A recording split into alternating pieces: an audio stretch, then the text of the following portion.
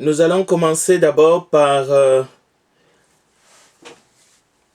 souhaiter toutes nos condoléances à la famille. Notre sœur Alba et son mari, Léonel, ils ont perdu. Léonel a perdu sa belle-mère, mais sœur Alba a perdu sa maman. Et leurs enfants ont perdu leur grand-mère. Nous voulons, au nom de l'Église du Christ de Montréal, leur souhaiter toutes nos condoléances et à tous ceux qui ont perdu un de leurs dans cette tragédie à cause du virus COVID-19. Nous leur présentons aussi nos sincères condoléances. Maintenant, nous voulons commencer notre deuxième partie de cet enseignement que je vous demande de suivre attentivement pour votre connaissance. Avant tout, permettez-moi de prier parce qu'il s'agit bel et bien de la parole de Dieu et non des coutumes et des traditions. Alors nous allons prier ensemble. Toi qui sièges dans les lieux très hauts, très saints, l'Éternel des armées, le Dieu Tout-Puissant, Créateur du ciel et de la terre, de toutes choses, tant les invisibles que les visibles. À toi seul soit la gloire, l'honneur, la puissance, la magnificence. J'implore en cet instant ta miséricorde, ta grâce à quiconque va suivre cet enseignement et pour le monde entier qui traverse un moment difficile où nous devons nous examiner, nous devons nous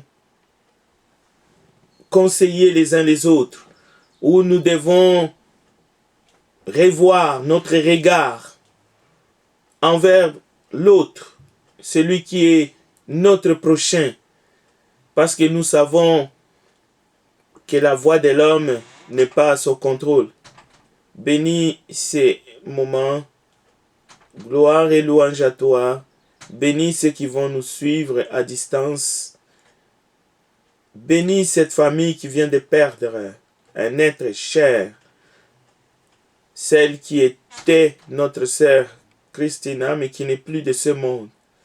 Bénis toute la famille, console-le. Nous te le demandons, Père, au nom de Jésus-Christ. Amen. Bien. Une petite révision rapide. Que nous dit la parole de Dieu réellement? D'où vient que les hommes soient classifiés par des termes racistes? Que signifie ce soi-disant teinture, couleur, pour diviser les humains, les opposer les uns des autres? Cela a créé une barbarie qu'on n'a jamais, depuis la création du monde, vue sous les ciels. Même les premières et les deuxièmes guerres mondiales, nous avons vu ces notions être à la base des tueries de masse. Nous avons vu que dans Actes chapitre 17, il est dit que tous les hommes sont sortis d'un seul sang. Car en lui nous avons la vie, l'être et le mouvement. En lui qui, l'être suprême, le Dieu créateur. Non seulement en lui nous avons la vie, le mouvement et l'être, mais l'un des vos poètes, comme nous dit l'Écriture, déclarent que de lui, nous sommes la race. Nous verrons tout à l'heure, pour ceux qui n'ont pas peut-être compris, parce que le texte nous dit, étant de la race de Dieu, nous ne devons pas croire que la divinité soit semblable à de l'or, à de l'argent ou à de la pierre sculptée par l'art et l'industrie de l'homme. Parce que c'est là que certains hommes, pas tous, sont allés puiser ces notions et ils en ont fait une forme de hiérarchie. Dans Romains chapitre 1er, versets 7 à 8, nous avons vu cette affaire au fait qui n'est pas la vérité. Le thème de multiples races n'est pas la vérité, mais le mensonge du diable. Un fonds de commerce qui a fait des milliards de victimes dans ce monde et continue à en faire. Les injustices des hommes qui ont retenu injustement la vérité de Dieu captive. Quelqu'un avait déclaré un jour que ceux qui ont la teinture de peau foncée ou noire, comme lui-même il a interprété, n'ont pas d'âme. Et cela avait mis du feu aux poudres et a provoqué beaucoup de morts et des tragédies humaines que nous ne voulons pas ressasser par pudeur. Mais cela ne veut pas dire que ces choses n'ont pas existé. Donc, avant d'insister, avant de s'approprier soi-même, il ne faut pas ignorer l'histoire. Ce que l'histoire, mais la vraie, nous enseigne. Donc, dans ce sens, il y a plutôt des choses que nous devrions abandonner complètement. Donc, nous avions dit aussi rapidement que la notion de race humaine fut employée pour établir des classifications internes à l'espèce humaine. Employée, ça ne veut pas dire que c'est la réalité ou c'est la vérité. Selon des critères morphologiques ou culturels. C'est un concept, race. Et nous avons vu que à un moment donné, à l'an 1950, ce concept a été abandonné après les 2 guerres mondiales. Nous avons la déclaration de l'UNESCO, il faut les garder comme nous gardons la charte universelle des droits et libertés des personnes. Il faut tout le temps, quelle que soit la réalité dans nos rues, mais cette déclaration de l'UNESCO de 1950, je ne dis pas que c'est ainsi dit le Seigneur, c'est ce que la Bible enseigne, mais cette déclaration est censée, ça va dans la même direction que ce que nous pouvons lire dans les Écritures saintes. Donc, il ne faut pas suivre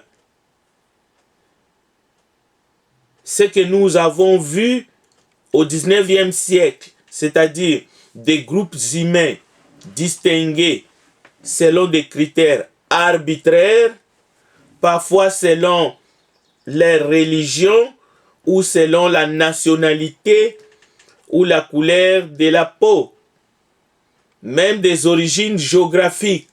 On a regroupé les gens. Mais pour quel but?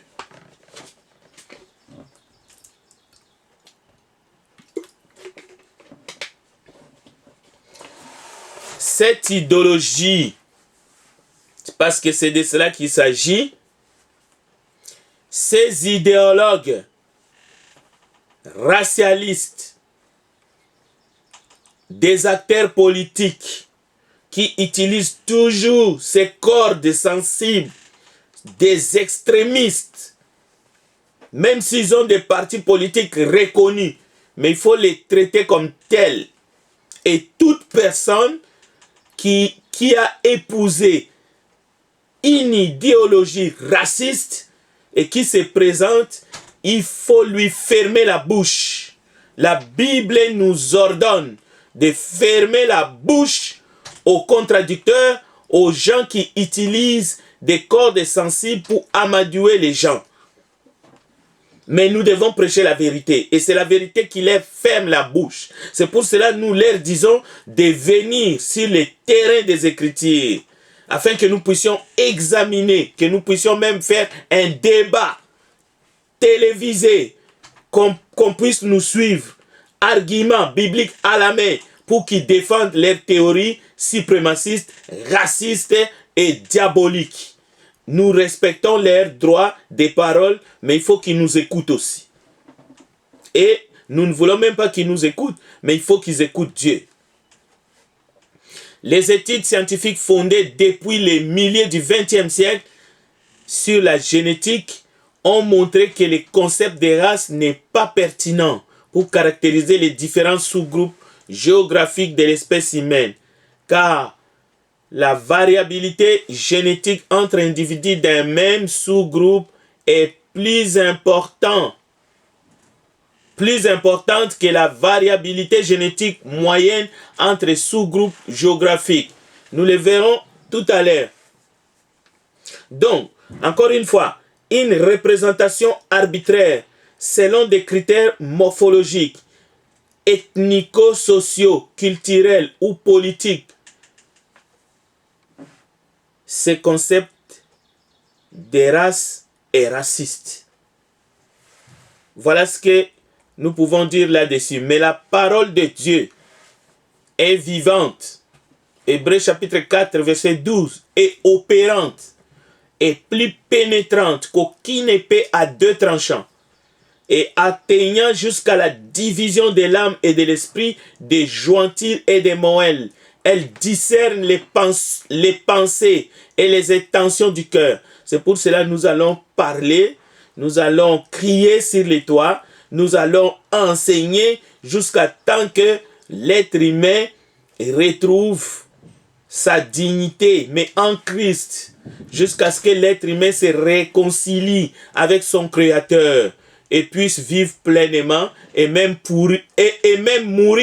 mourir en toute dignité. Donc la parole de Dieu, c'est une épée qui coupe sur ses deux côtés. C'est une puissance qui met à découvert aussi bien l'ennemi que celui qui s'en sert.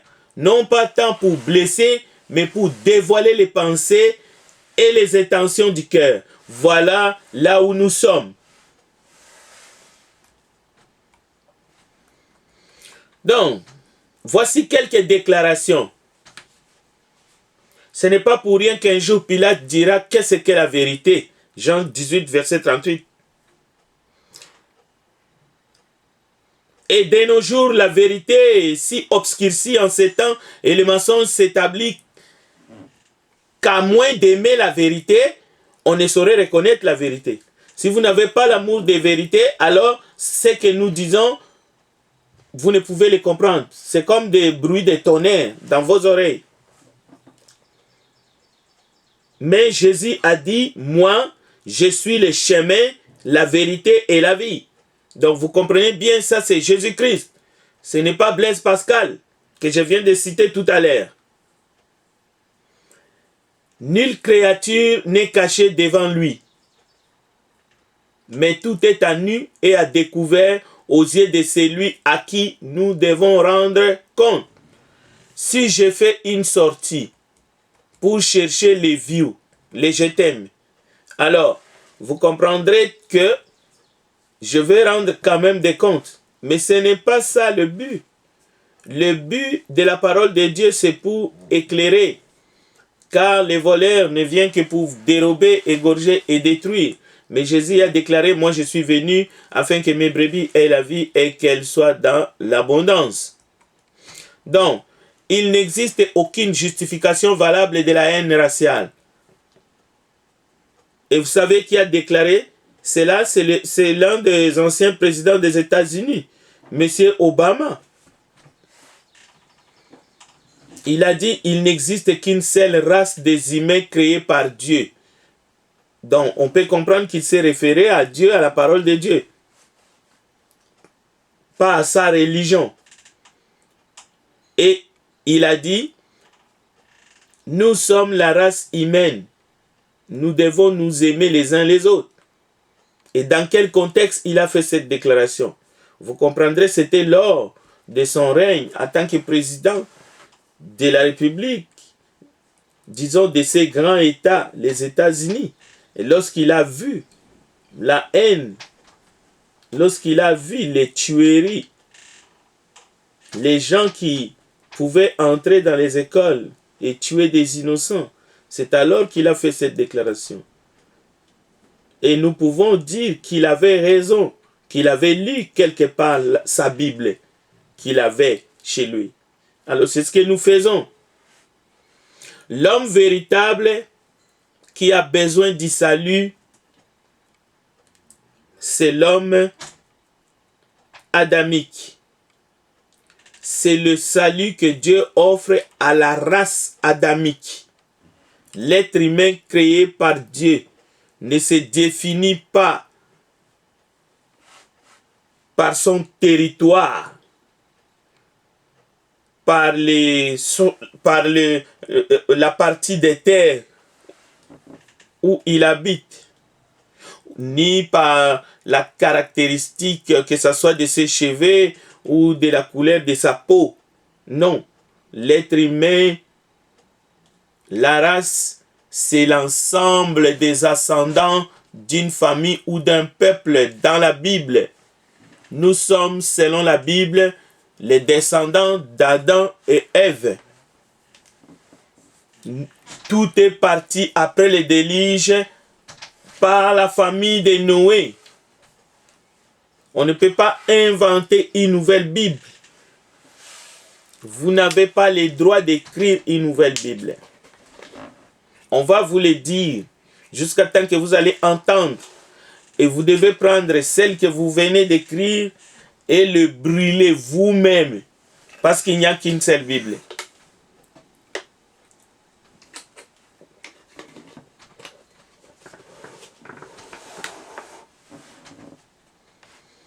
« 1 Corinthiens chapitre 4 verset 7. Qui est-ce qui te distingue? Qu'as-tu que tu n'aies reçu? Si tu l'as reçu, pourquoi te glorifies-tu? »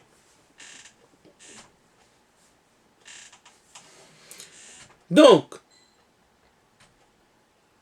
si vous dites que vous êtes un croyant, un chrétien, mais que vous pensez que une assemblée de l'Église ne devrait pas être composée de toutes les nations qui sont sous le soleil, ou qu'un pays ne devrait pas être composé de toutes les nations qui sont sous la terre, que ceux qui ont les teints différents des autres ne devraient pas vivre ensemble par peur du choc de culture, ou ne devraient pas se marier, parce qu'il y a eu cette doctrine et il y en a encore chez certains illuminés, qu'on ne peut pas mélanger les sangs pour éviter les chocs de culture ou pour la perte de civilisation. Vous êtes un enfant du diable. Vous devez créer votre propre monde. Et vous savez que vous en êtes incapable. Donc, par amour pour Dieu, vous devriez vous repentir.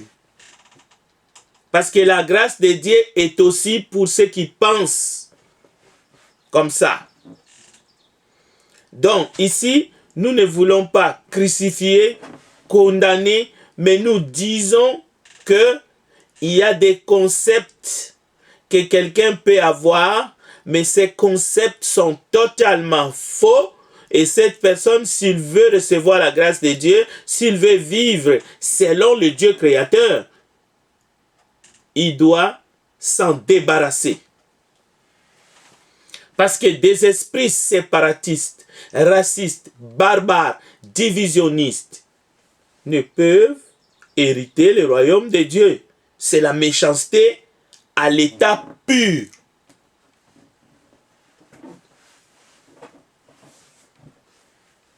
Vous trouverez toujours des raisons pour diviser. Et même dans l'église, nous avons vu au premier siècle. C'est pour cela que Paul, rempli du Saint-Esprit, s'exclame, Christ est-il divisé? Vous voulez diviser même les sangs qui circulent dans le corps humain, dans une même famille. Il peut y avoir des enfants qui ont des teints foncés, et puis des enfants qui ont des teints clairs. Peut-être ça va venir du côté de la mère ou du côté du père. Alors avec des concepts biaisés de la sorte, vous allez mettre les enfants les uns contre les autres. Donc repentez-vous, car le jugement de Dieu est proche. L'homme véritable, l'homme spirituel, comme il y a un seul Seigneur, un seul Dieu, il comprend tout de suite que notre corps est comme une enveloppe. L'homme intérieur, c'est notre vrai moi.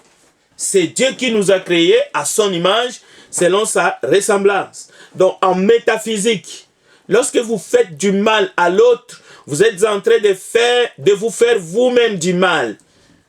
Car l'humain a été créé à l'image de Dieu. Alors, les affaires de race ne devraient pas venir vous distraire. Parce que Dieu n'a pas des enfants préférés. Comme dans les temps de Moïse. Tout être vivant porte l'image de Dieu, et même s'il est perdu à cause du péché, la grâce est disponible pour lui. Donc il faut en partant respecter la créature de Dieu, mais il ne faut pas adorer la créature à la place du Créateur. Quand vous vous focalisez seulement sur les créatures et vous en faites des petits dieux en minuscules, en ce moment, vous n'adorez plus le Créateur, vous adorez les créatures. Et vous avez des problèmes avec Dieu. Ézéchiel chapitre 18, verset 4. Nous lisons. Toutes les âmes sont à moi. L'âme du Fils comme l'âme du Père. L'une et l'autre sont à moi. L'âme qui pêche, c'est celle qui mourra.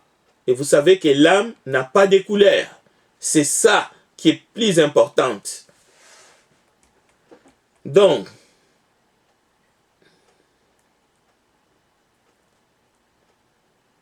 dans 1 Corinthiens chapitre 15, verset 38, il est question de la manière que, au fait, le sujet ici, c'est la résurrection. Puis Dieu lui donne un corps, voyez, comme il lui plaît. Et à chaque sémence, il donne un corps qui lui est propre. Toute chair n'est pas la même chair, mais autre est la chair des hommes, ok? Autre celle des quadrupèdes, autre celle des oiseaux, autre celle des poissons. Il y a aussi des corps célestes et des corps terrestres. Mais autre est l'éclat des corps célestes, autre celui des corps terrestres. Donc, nous avons la même chair. La chair des hommes. La chair humaine. Deutéronome chapitre 10, verset 17. Car l'Éternel, votre Dieu, est le Dieu des dieux, le Seigneur des seigneurs, le Dieu grand, fort et terrible, qui ne fait point acception de personne et qui ne reçoit point de présent. Oh, Dieu ne reçoit pas de présent. Le dernier ennemi qui sera détruit, c'est la mort. Vous voyez, la mort touche les êtres humains. La mort ne choisit pas. Les discours, oh, ce sont les autres là qui sont plus touchés, ça ne tient pas debout.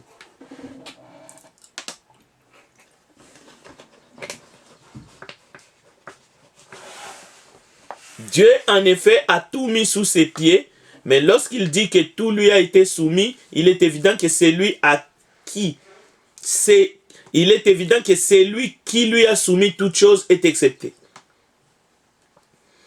Et lorsque toutes choses lui auront été soumises, alors le Fils lui-même sera soumis à celui qui lui a soumis toutes choses, afin que Dieu soit tout en tous. Donc, l'Éternel est bon et droit. C'est pourquoi il montre aux pécheurs la voie. Nous sommes tous pécheurs. Ça, c'est aussi un point important. Mais la grâce de Dieu est pour tous. Nous allons revenir. Si vous faites acception des personnes, Jacques chapitre 2, verset 9, parce que c'est de cela qu'il est question, de cela. Si vous faites acception des personnes, pour quoi que ce soit, vous commettez un péché, vous êtes condamnés par la loi comme des transgresseurs. Jacques chapitre 2, verset 9. Donc, nous sommes ici pour dire, arrêtez vos délires. Arrêtez vos délires.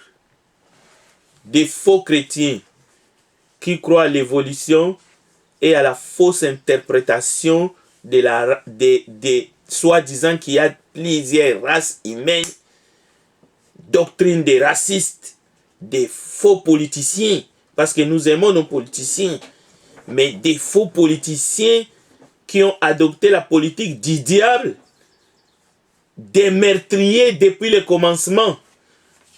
Non seulement ils croient à plusieurs sortes de races des hommes, mais ils classent ces races dans une sorte de pyramide. Voilà la croyance diabolique. Parce que vous n'allez pas dire quelque chose et son contraire. Vous ne pouvez pas prôner l'existence de plusieurs races sans les mettre sur une pyramide. C'est la pyramide qui est importante. Et cette croyance-là est diabolique. C'est là où on trouve la croyance de la race supérieure, de la race pure. Voilà, la croyance de la race pure. La croyance de la race pure, cette croyance de la race pure est diabolique. Ce n'est pas biblique. C'est diabolique. Ça vient de l'ennemi qui est venu la nuit pour planter quelque chose de très mal dans le champ. Livré.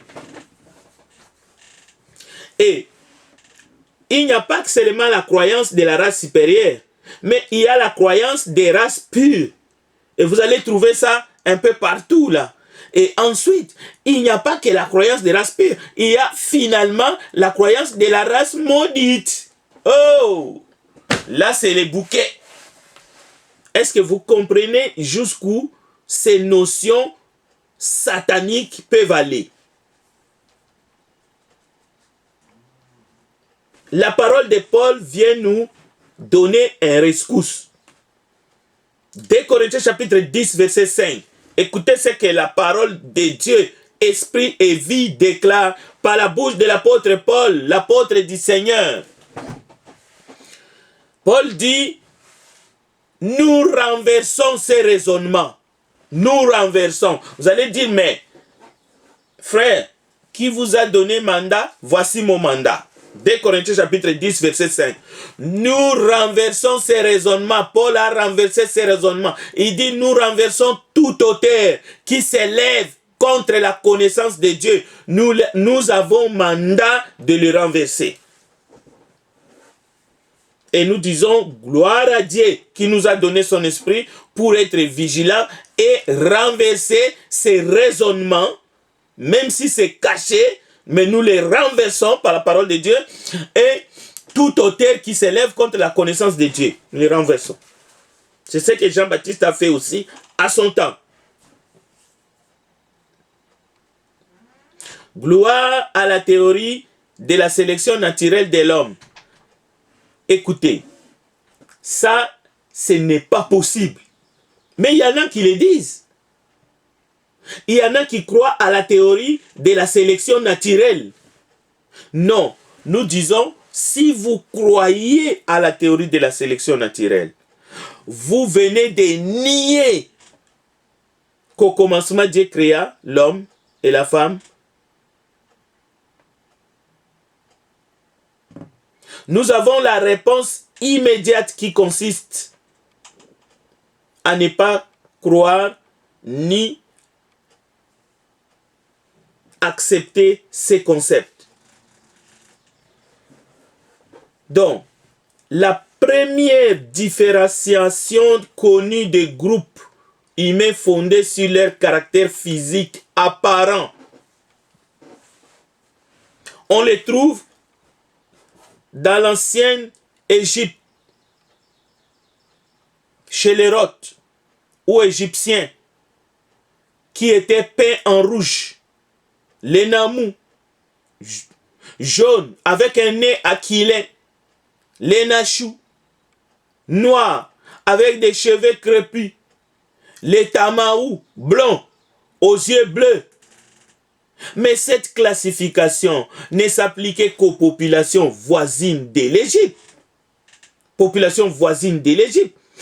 Beaucoup de choses que vous voyez aujourd'hui dans le monde moderne, ils sont allés dans la mythologie égyptienne parfois. Ils ont vu chez les pharaons, chez les rats, ils ont puisé des choses, ils ont essayé de les mettre dans leur propre culture et aujourd'hui, ils nous ressortent justement les cadavres qui se trouvent dans leurs armoires. Donc, parmi les humains, il n'y a qu'une seule race des humains avec des différences, avec des différentes descriptions. Mais le problème que nous verrons que ces différences sont tellement minimes. Minimes. Mais en gros, pour Dieu, nous sommes ces créatures, nous sommes des âmes. Même si l'humain a perdu le contrôle au départ, mais en Christ, Dieu nous a recréés. La Bible parle des êtres angéliques, des êtres humains. Il y a des animaux, des oiseaux, les poissons dans la mer, les plantes, etc., etc. Donc,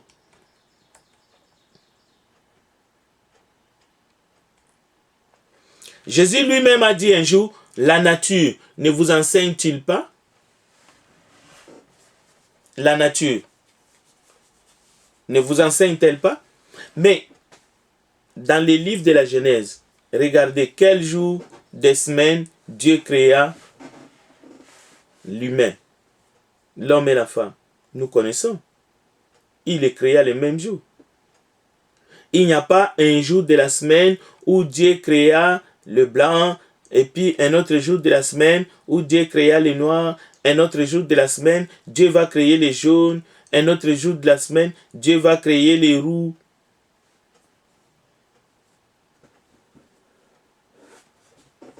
Il n'y en a pas. Et il n'y en aura jamais. L'homme qui est la race d'Adam a été mis à l'épreuve.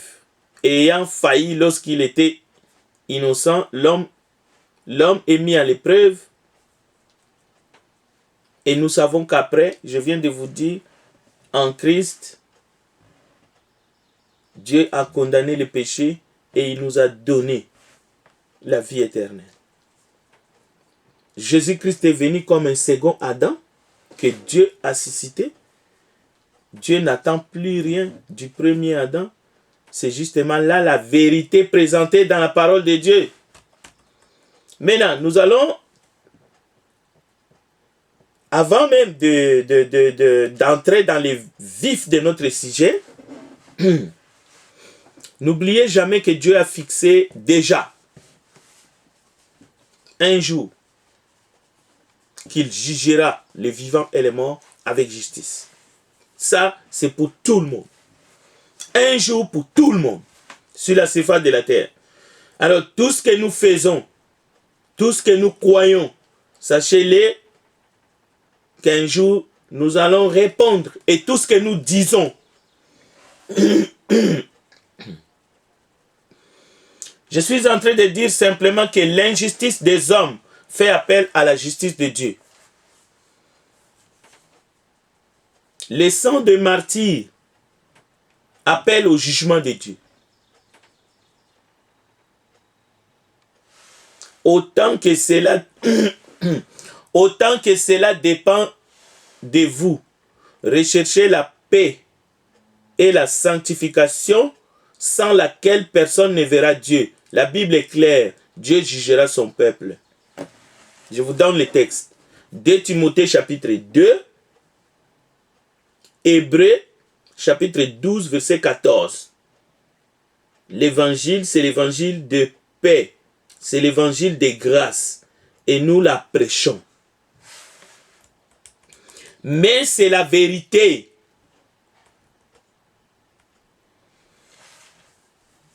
Nous ne voulons pas présenter les gens comme des méchants ou des coupables ou des fous. Non. Dans ce monde. Mais sachez qu'un jour, Dieu nous jugera. Il y aura un tribunal. Ce tribunal ne se fera pas à huis clos. La vraie justice n'a rien de caché. N'a rien à cacher. Votre réputation sera défendue et rétablie. C'est pour cela que nous disons, il est temps pour nous de vivre juste simplement homme, simplement femme, et de ne pas accepter de n'importe quoi, et de ne pas s'apitoyer non plus. Celui qui juge toute la terre n'exercera-t-il pas la justice? Et l'Éternel dit, je ne la détruirai point si j'y trouve 45 justes. Genèse chapitre 18 verset 20 à 33. Ça c'est le dialogue entre l'Éternel et Abraham. Alors nous voulons dire qu'un jour Dieu sera reconnu juste.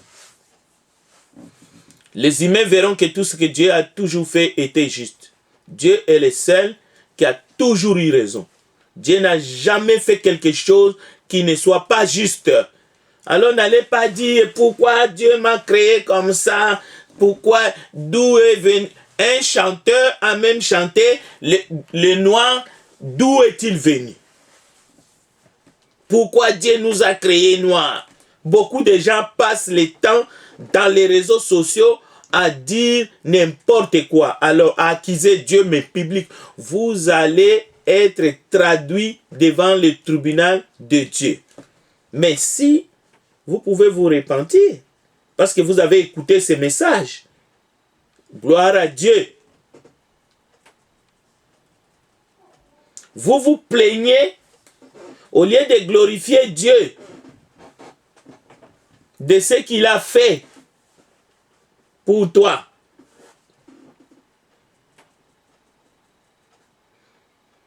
Un jour, Dieu sera reconnu juste. Dieu sera reconnu juste. Son fils Jésus-Christ, il sera aussi reconnu comme étant juste. Et ils seront loués. Les blasphèmes et les jurons, matin, midi, soir, cesseront définitivement. Et Jésus-Christ sera reconnu juste et il sera loué. Romains chapitre 3 verset 4. Loin de là, que Dieu, au contraire, soit reconnu pour vrai et tout homme pour menteur, seront qu'il est écrit afin que tu sois trouvé juste dans tes paroles et que tu triomphes lorsqu'on te juge. Pourquoi le jour du jugement de Dieu est-il nécessaire? Pourquoi est-ce qu'il est nécessaire que Dieu juge? Mais à cause de tout ceci, on a écouté beaucoup de mensonges. Beaucoup de mensonges. Donc, c'est pour cela que la justice sera rendue.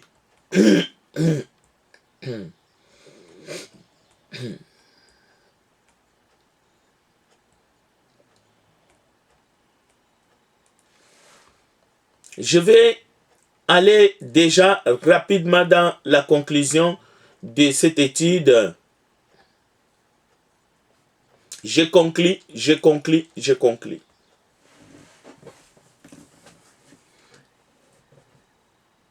Vous avez sûrement entendu parler de la tour de Babel. Genèse chapitre 11. La terre entière se servait de la même langue et de mêmes mots. Excusez.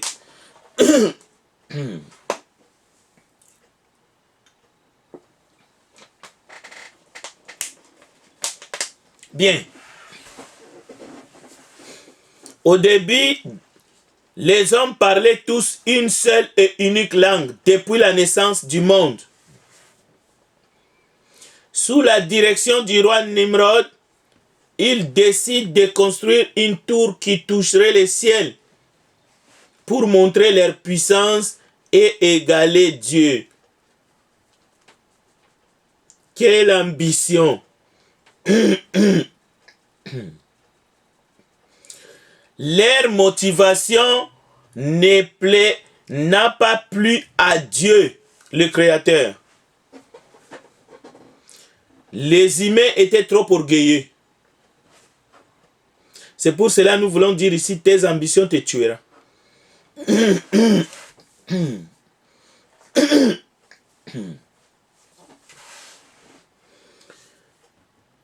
Ils ont décidé de faire quelque chose qui va étonner Dieu, mais ils voulaient égaler Dieu. Dieu, à son tour, décide de les punir. Et quelle était la punition? Il faut les disperser aux quatre coins de la terre. Donc, j'aimerais que vous reteniez seulement ici.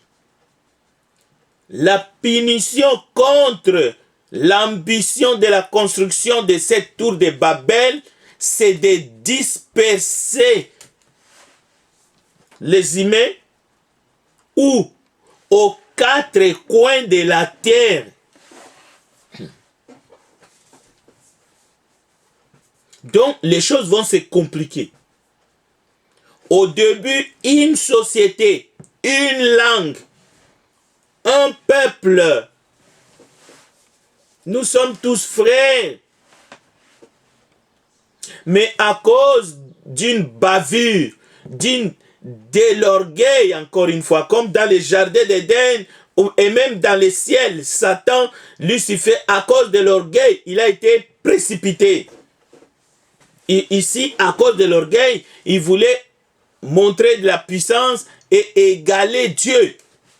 Une créature ne peut pas égaler son créateur.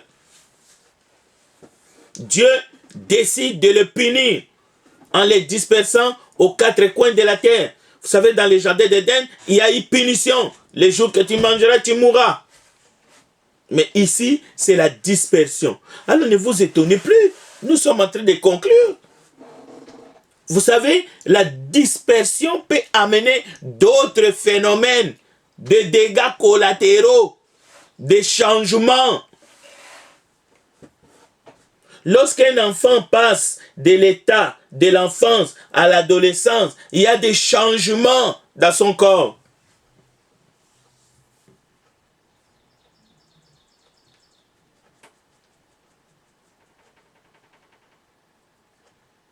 C'est ce qui va arriver. Mais en plus de la dispersion aux quatre coins de la terre, écoutez bien, aux quatre coins. Cela veut dire ceux qui sont allés au nord, tomber au nord. Les autres sont allés tomber au sud. Les autres sont allés tomber à l'est. Les autres sont allés tomber à l'ouest. Les autres sont allés tomber au centre.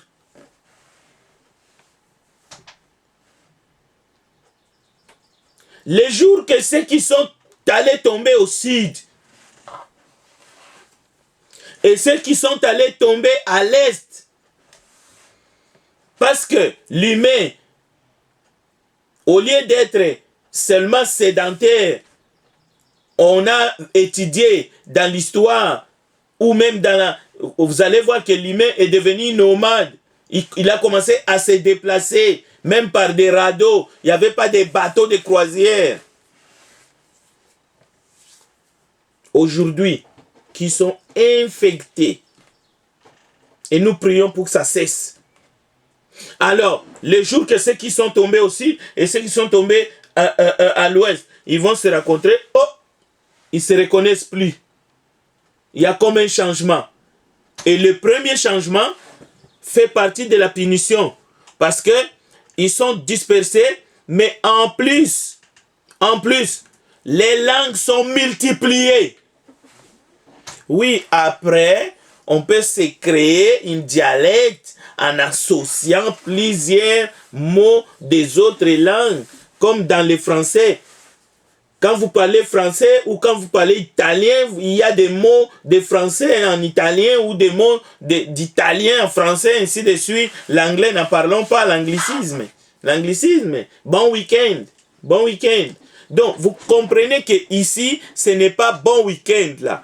Ici, c'est Dieu qui a multiplié leurs langues afin qu'ils ne se comprennent plus entre eux. Les hommes abandonnent alors les chantiers, les chantiers de l'orgueil. La tour s'écroula. Imaginez que vous êtes au sommet de la tour et tout d'un coup vous êtes projeté. Mais je ne sais pas comment Dieu a fait. Et il y en a qui vont me dire encore, l'histoire des tours de Babel, c'est une mythologie. Ça n'a jamais existé. Comme l'arche de Noé n'a jamais existé. Voilà. Alors, dans ces cas-là, je vous plains, soit vous vous repentez, vous croyez à la parole de Dieu, soit alors, écoutez bien, attendez les jugements. Ça, c'est un choix. Parce qu'on ne peut pas vous forcer. Je ne suis pas ici pour faire des adeptes. Non. Mais, si la grâce de Dieu vous touche, repentez-vous. Et c'est pour Dieu, le ciel sera content que vous vous repentez, que vous obéissez à l'évangile et que vous allez faire partie de la famille de Dieu. C'est la vérité. Et nous vous en supplions.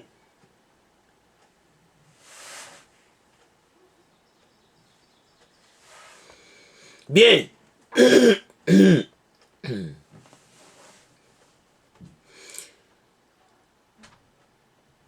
Actes des Apôtres, chapitre 10, le verset 9 à 16. Nous allons lire un texte parce que nos amis ont besoin d'être éclairés. Lorsque nous disons nous sommes de la race de Dieu, certains prédicateurs nous en veulent.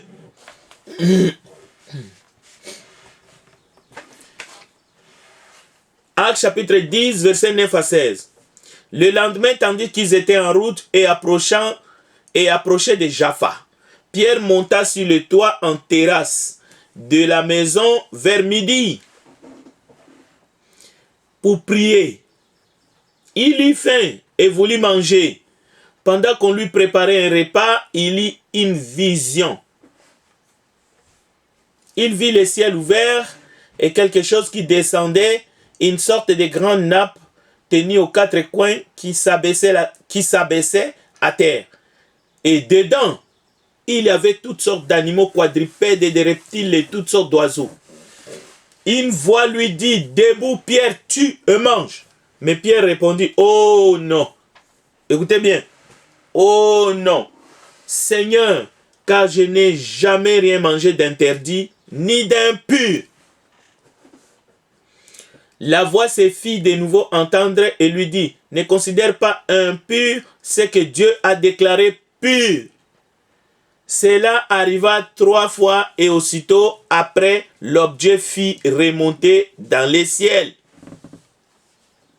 Si vous continuez la lecture, ils arrivèrent à Césarée le jour suivant. Corneille les attendait et avait invité ses parents et ses amis intimes. Lorsque Pierre entra, Corneille, qui était allé au-devant de lui, tomba à ses pieds et se prosterna. Mais Pierre les releva en disant, « Lève-toi, moi aussi je suis un homme. » En conversant avec lui, il entra et trouva beaucoup de personnes réunies. Verset 28, verset clé.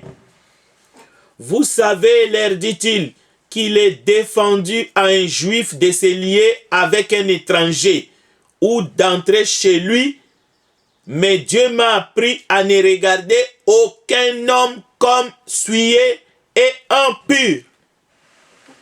C'est pourquoi je n'ai pas eu d'objection à venir, puisque vous m'avez appelé. Je vous demande donc pour quel motif vous m'avez envoyé chercher. » Nous avons lu ce texte parce que pour certains, la question de la peau, c'est une question d'impureté. La race maudite. Dieu lui-même, le Saint-Esprit, est en train de dire à Pierre de ne regarder personne, aucun homme, comme souillé et impur. Alors, vous voyez que la notion de race maudite, la notion d'impur, la question de la race pure, ne peut être que diabolique à la lumière des Écritures. Ne considère pas quelqu'un comme impur, même s'il n'est pas encore entré dans ton baptistère, même s'il ne fait pas partie de ton église. D'ailleurs, si c'est ton église, ce n'est pas l'église de Jésus-Christ. Oh, l'église d'un pasteur un tel. L'église d'un pasteur un tel, si tu vas là-bas, tu vas aller en enfer. Parce que Jésus n'a pas bâti l'église d'un pasteur un tel. C'est pas à lui, et d'ailleurs, si c'est à lui, c'est son entreprise, c'est sa boutique. Il faut fuir. Il faut fuir. Il faut obéir à l'évangile et appartenir à l'église du Christ. Pas à l'église d'un pasteur un tel. C'est la fausse doctrine. Donc, la question de la peau, de la teinture de la peau, ce n'est pas une question d'impureté. Cette petite différence-là. Il n'y a pas de compter la race pure, la race la plus importante, la race sans tache. Non. C'est pour cela que nous sommes de sa race. Nous sommes de la race de Dieu. Appartenir à la race de Dieu dans Acte 17, verset 28, n'a rien à voir avec ceux qui font partie de l'Église, c'est-à-dire les sauvés, ceux qui sont mis à part. Non. La notion ici, c'est que en lui, nous avons tous, sans exception, la vie, le mouvement et l'être. Acte chapitre 17, verset 28. C'est ce qu'ont dit aussi quelques-uns de vos poètes. De lui, nous sommes la race. Ainsi donc, étant de la race de Dieu, nous ne devons pas croire que la divinité soit semblable à de l'or, classification, à de l'argent, classification, ou à de la pierre sculptée, le fer et tout ce que vous voulez. J'aimerais même vous faire penser à l'immense statue de Nabucodonosor dans son rêve, que Daniel a décortiqué d'ailleurs grâce à l'Esprit de Dieu. Donc, rien à voir. Donc, l'ADN, je ne voudrais pas que cette étude, je la termine de manière scientifique, mais quand même quelques notions nous aideraient à comprendre. Souvent, si on veut la paternité, on fait les tests d'ADN, on connaît ces choses. Mais je ne vais pas entrer trop là-dedans. Mais quand même, parce que ça me prendrait beaucoup de temps. Là, j'ai déjà fait beaucoup, plus que 50-60 minutes. Il faut que je m'arrête. Sinon, la vidéo sera trop longue. D'ailleurs, ce n'est pas ça le sujet. Les différences dues à nos origines géographiques sont extrêmement faibles. Même les différences de type de peau. C'est une poignée de gènes par rapport à l'ensemble du génome. Le fait de vivre dans des populations différentes n'augmente pas beaucoup les différences génétiques entre individus. Voilà. On peut se limiter juste là. Mais nous ne disons pas qu'il n'y a pas de différence, mais il y en a. Mais ces différences ne sont pas de taille. Mais aucune différence génétique n'explique des différences de comportement ou culturels.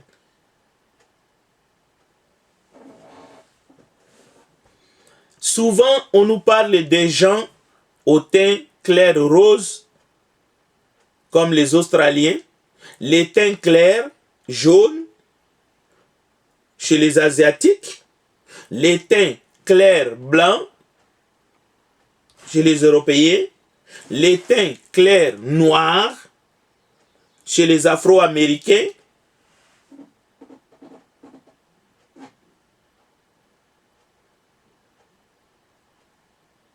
c'est normal de voir ces différences. Mais on ne peut pas évoquer des différentes races, surtout dans le but de mettre les uns en haut de l'échelle, de valeur. C'est pas n'importe quelle échelle. C'est pas une échelle simple. En haut de l'échelle de valeur, les autres au milieu de l'échelle de valeur, et puis les autres dans les bas-fonds. On a vu ça dans l'histoire de l'humanité. Les philosophies se sont succédées, changeantes parfois, les unes des autres. On a beau essayer, même la doctrine de l'apartheid en Afrique du Sud et ailleurs, on a vu certaines doctrines, le colonialisme, qui se sont soldées par des indépendances, tous azimuts. Mais parce que les peuples se sont battus pour acquérir leurs indépendances, et nous allons voir, il y a eu des abolitions. D'un côté les abolitionnistes, de l'autre côté les non-abolitionnistes. On a entendu parler justement de l'esclavage, mais depuis la nuit des temps, même en Égypte.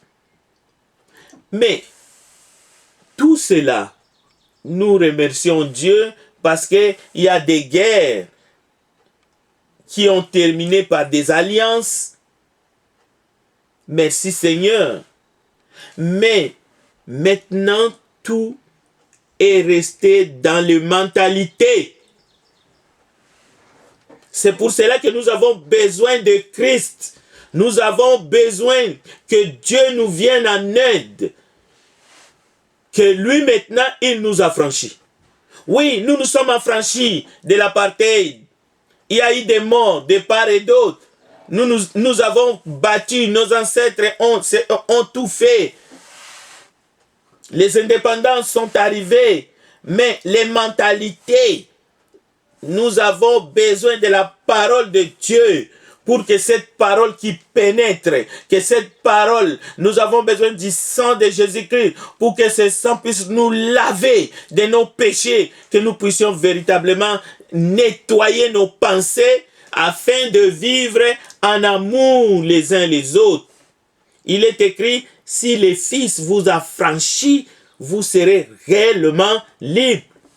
Parce que c'est bien, les fers sont tombés, les fers de l'esclavage. Mais dans la tête, mais des deux côtés, même les bourreaux ont besoin d'être affranchis réellement pour ne pas faire une chose, dire une chose et son contraire en même temps. C'est pour cela que nos sociétés ont besoin de la parole de Dieu. Comme nous avons besoin des architectes, nous avons besoin des avocats, nous avons besoin des médecins, mais nous avons besoin des avocats, nous avons besoin de prédicateurs. Noé était un prédicateur de justice. Je bénis Dieu parce qu'il a fait de moi un ouvrier, un instrument pour prêcher la vérité. Afin que quiconque croit ne périsse point, mais qu'il ait la vie éternelle.